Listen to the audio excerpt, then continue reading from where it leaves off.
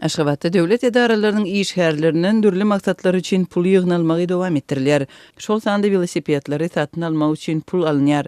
Adatlyň Aşgabatdaky habar çatyryň sözlerine görä paýtagtyň garralary öýüniň iş herlerinden 200 manat meçberinde pul toplanıpdyr we bu puluň velosiped, şlanglary we binanyň bejerilmegi üçin sarp ediljegi düşündirilipdir.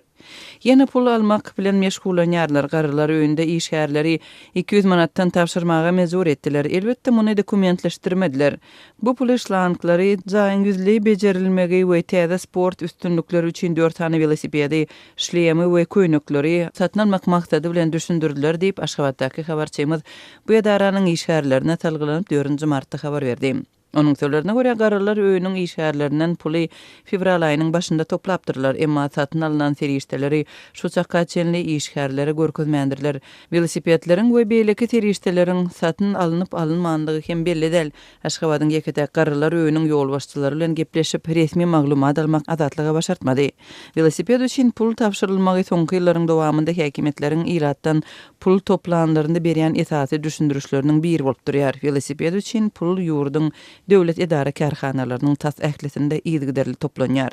Pul ýygnamak işi tutuş ýylyň dowamında ençe megdek amala aşyrylýar. Talap edilýän möçberli pul işärleriň aýlyklarynyň tutulyp alınýar.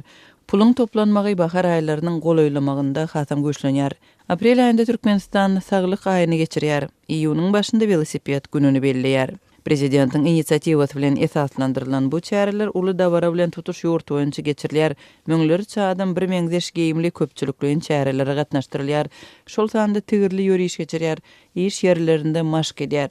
Şol birakda azatlyk bilen söhbetdeş bolan türkmenistanlaryň bellemegine görä, velosiped üçin pul toplanmagy ençe meýilbäri ýygyderli amala aşyrylýar.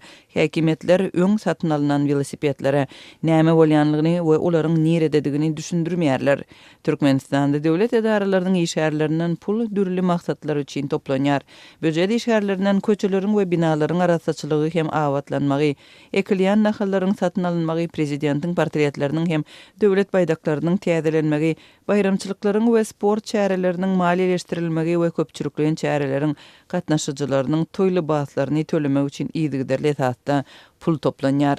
Azatlyk radio bilen gürrüňdeş bolan büdjet iş herleri öz iş yerlerini ýitirmek gorkusy sebäpli özlerinden talap edilýän puly bermäge mejbur bolýanlygyny aýdarlar.